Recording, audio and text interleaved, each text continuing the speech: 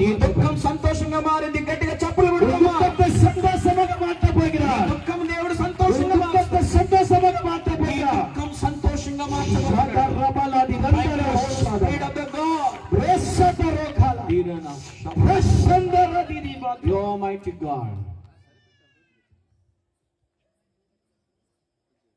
கூட்டத்துக்கு வரும்போதே ఈ కూడికి వచ్చేటప్పుడే 5 కొండలా ఉంది.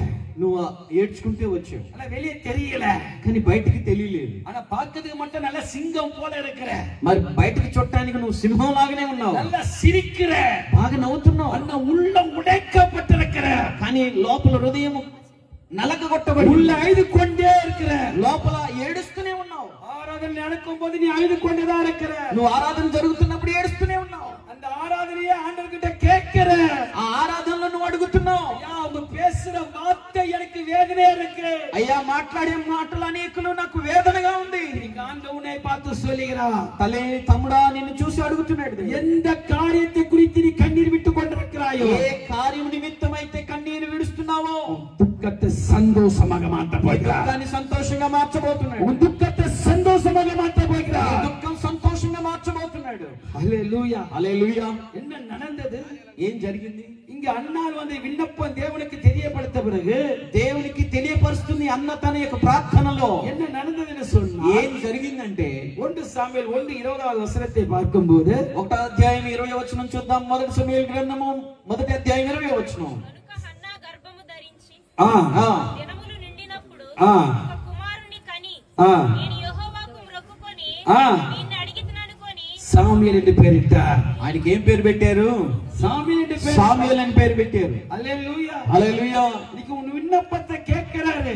దేవుడు నీ మొర వింటున్నారు. இன்னைக்கு ஆண்டவருக்கு சொல்லணும். నువ్వు దేవునికి చెప్పాలి. அந்த எசேக்கியா சொன்னாரு, హిజ్కియా చెప్పాడు, தன்னுடைய வியாதி குறித்து சொன்னாரு, వ్యాధుని గురించి చెప్పాడు. அப்பதான் ஆண்டவர் சொன்னார், ஏசாயா இடத்துல உன் விண்ணப்பத்தை கேட்டேன். యేసయ్యా నీ విన్నప దేవుడు నీ మొరను విన్నాడు. அதுதான் இந்த அன்னாலும் தன்னுடைய பிரச்சனை வெளிப்படுத்தும் போது అన్న తన సమస్యను తెలియపరుచుకున్నప్పుడు தன்னை ஒப்பு கொடுத்தா, తను తాను అప్పగించుకుంది, பொருத்தனுடன் ஜெபித்தா, ఒక సమర్పణతో ప్రార్థన చేసింది. ஆனா அன்னாளுக்கு ஒரு ஆண் பிள்ளையை கொடுத்தா. దేవుడు మగబిడ్డని ఇచ్చాడు ఆమెకి. இப்ப அன்னாளுடைய இதயம் எப்படி தெரியுமா இருக்கு? ఇప్పుడు అన్న హృదయం ఎలా ఉంది? 1 சாமுவேல் 2వ అధ్యాయం 1వ వచనத்துல பார்க்கும்போது మరియు హన్నా విజ్ఞాపన చేసి ఇలాగనెను, ఆ నా హృదయం యెహోవా యందు సంతోషం. கரங்களை தட்டி ஸ்தோத்திரம் గట్టిగా பண்ணுங்க. చప్పలు కొడదామా?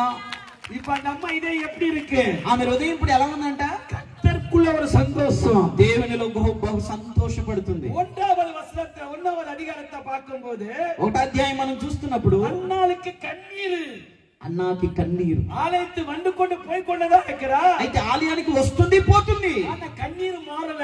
కన్నీరు మారల. ஆனா ஒரு நாள் தேவ சமூகத்துல தேவனுக்கு தெரிவித்தா, ఒక రోజు దేవుని సన్నిధానంలో ఆమె చెప్పుకుంది. ஆனா நடந்தது என்ன? జరిగింది ఏంటి? 2వ వచనத்தை அந்த అమ్మ இதயம் தேட்டப்பட்டது. దేవుడు ఆ 2వ వచనంలో దేవుడు కన్నీరు మరి సంతోషంగా మార్చుకుంది. இப்ப அந்த అమ్మோட இதயம் எப்படி தெரியுமா இருக்கு? ఆమె హృదయం ఎలా ఉందంట? நல்ல சந்தோஷமாக தேவனை துதிக்கிறா. సంతోషంగా ఉందంట. దేవుని அப்படி துதிக்க போற, నువ్వు అలా స్తుతించబోతావు. அப்படி துதிக்க போற. నువ్వు అలాగనే స్తుతించబోతావు. பிள்ளை இல்லை என்ற கவலையோடு நீ அமர்ந்து கொண்டிருக்கலாம். మరి బిడ్డ లేడని నువ్వు బాధపడుతూ కూర్చుండొచ్చు. இன்னைக்கு வார்த்தை சொல்லி சொல்லி அந்த வார்த்தை நிமித்தம் துக்கத்தோடு இருந்திருக்கலாம். ఆ సమస్య చెప్పి చెప్పి నిన్ను దుఃఖపరుచుండొచ్చు. இன்னைக்கு ஆண்டவனை பார்த்து சொல்லுகிற வார்த்தை என்ன தெரியுமா? ఈ రాత్రి ప్రభు నిన్ను చూసి చెప్పే మాట, గర్భ కన్య దేవుడు తిరక పోరా. దేవుడు నీ గర్భాన్ని తెరవబోతున్నాడు. హల్లెలూయా, హల్లెలూయా. நான் ஜெபம் பண்ணிட்டு இருக்கிறேன். నేను ప్రార్థన చేసుకుంటున్నాను. செய்தி வேற செய்தி.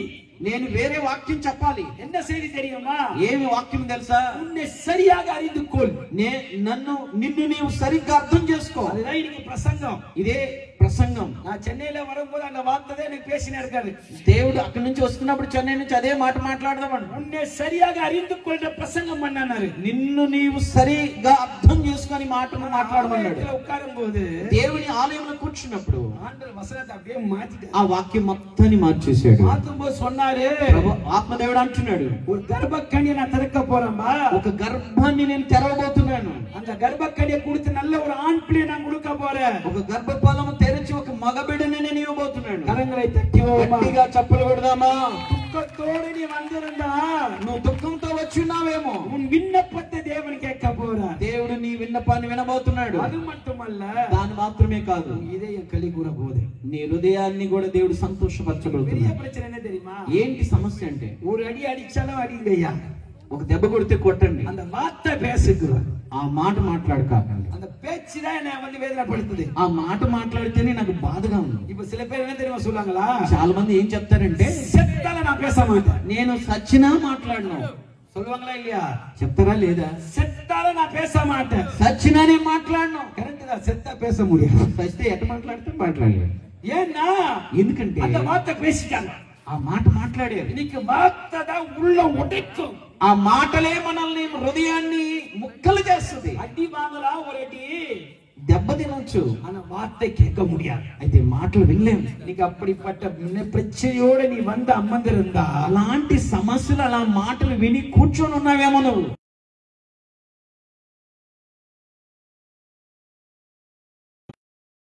உன் வாழ்க்கையில செய்ய అదే అద్భుతం దేవుడు నీ జీవితంలో చేస్తాడు. இல்லை இல்லை என்று கண்ணீர் விட்டு அழுதா, ఇదిగో బిడ్డ లేదని కన్నీరు కార్చింది, தேவனுக்கு தெரிவித்தா, దేవునికి తెలియపరిచింది. நடந்தது என்ன?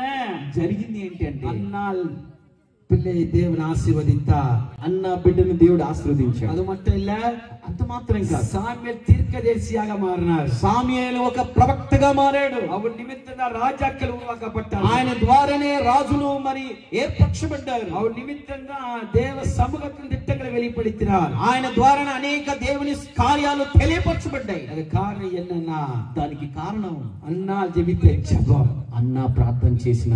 హల్లెలూయా. ఆమేన్, హల్లెలూయా. ஆண்டவர் அப்படியாக உன் துக்கத்தை சந்தோஷமாக மாற்று. అలాగనే ఈ రాత్రి నీ దుఃఖం సంతోషంగా మార్చబోతున్నాడు. இரண்டாவது காரியத்தை நாம் பார்க்கும்போது, రెండో కార్యాన్ని మనం చూస్తే, இந்த ரெண்டு ராஜாக்கள் 20 வசனத்தை நாம் பார்க்கும்போது, ఆ రెండో రాజుల గ్రంథంలో 20 మనం చూస్తే, அந்த ஏசாயா தீர்க்கதரிசி அந்த எசேக்கியா இடத்துல போய் சொல்றாரு. ఆ హిజ్కియా మరి దగ్గరికి వెళ్లి యేషయా ప్రవక్తతో చెప్పమన్నాడు, விண்ணப்பத்தை கேட்டேன், నీ మొరని విన్నాను. இன்னைக்கு அண்ணாளுடைய விண்ணப்பத்தை கேட்டாரு. దేవుడు అన్న విజ్ఞాపన, అన్న ప్రార్థన విన్నాడు. இனி அவர் ஆண் பிள்ளையை கொடுத்தார். దేవుడు ఆమెకు ఒక మగబిడ్డనిచ్చాడు. இரண்டாவது பார்க்கும்போது, రెండవది చూస్తే வாசிப்போம், చదువుదాం. 2 ராஜாக்கள் 25 வாசிப்போமா? 20 చదువుతున్నట్లయితే,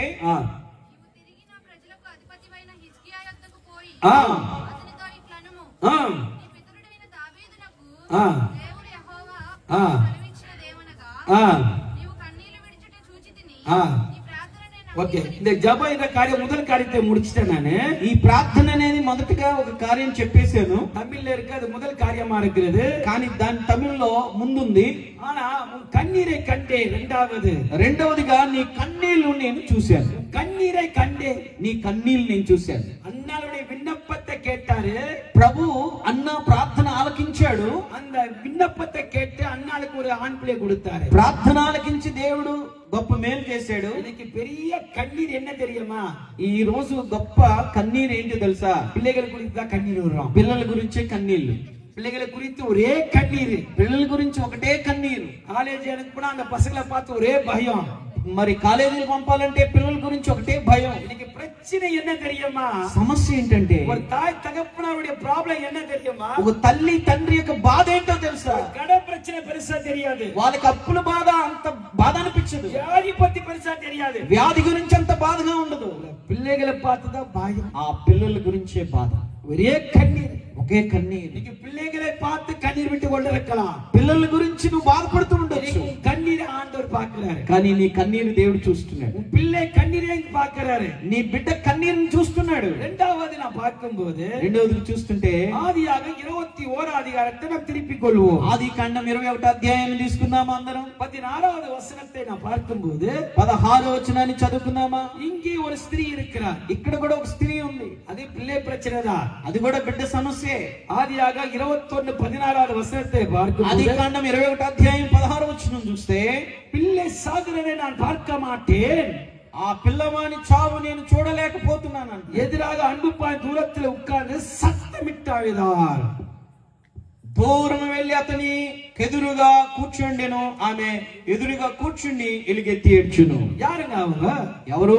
பிள்ளை சத்தத்தை கேட்க முடியாம இந்த அம்மா அழுதுனே இருக்கிறார். ఈ బిడ్డ కన్నీరు చూడలేక దూరంగా పోయి కూర్చొని ఉంది. ఏమి సాగరని నా பார்க்க மாட்டேன். ఆ బిడ్డ చావు నేను చూడలేను.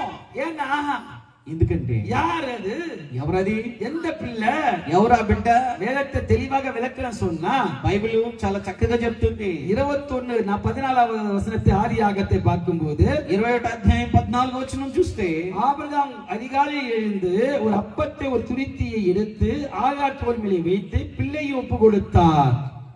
కాబట్టి తెల్లవారినప్పుడు అబ్రహాము లేచి ఆహారము నీళ్లు తిత్తిని తీసుకొని ఆ పిల్లవానితో కూడా ఆగారును అప్పగించి ఆమె భోజనం మీద వాటిని పెట్టి ఆమెను పంపివేసింది. கவனிப்போ அவள் புறப்பட்டு பேசாவின் வனத்தில் அலைந்து திரிந்து கொண்டே இருந்தார். ఆమె వెళ్లి బేర్షెబా అరణ్యములో ఇటు అటు తిరుగుచుండెను. இந்த ஆகார் பிள்ளையை தன்னுடைய கையில வைத்துக் கொண்டு தண்ணீரை கொண்டு ஆபிரகாமை அனுப்பிவிட்டார். మరి ఆ బిడ్డను ఆ తల్లికి ఇచ్చి మరి ఆహారం ఇచ్చి పంపించేశాడు అబ్రహాం. அப்போ இந்த ஆகார் வனாந்தரத்தில் அலைந்து கொண்டே இருந்தார். ఆ అరణ్యములో మరి అటు ఇటు తిరుగుతూ ఉంది. ஆனா தண்ணி தீர்ந்து விட்டது, నీళ్ళు అయిపోయినాయి, ఆహారం తీంది విట్టదు, ఆహారం అయిపోయింది. ఇప్పుడు పిల్ల వండు ఒరే అழுவுது. ఇప్పుడు బిడ్డ ఏడుస్తుంది, కన్నీరు విట్టు అழுவுது. ఆ బిడ్డ ఏడుస్తున్నాడు. இந்த అழுது கொண்டிருக்கிற வேளையில ఆ ఏడుస్తున్న సమయంలో என்ன நடக்குது தெரியுமா? ఏం జరుగుతుందో తెలుసా? அந்த வசனம் சொல்லப்பட்டிருக்கிறது. అక్కడ వచనం రాయబడి ఉంది. 15వ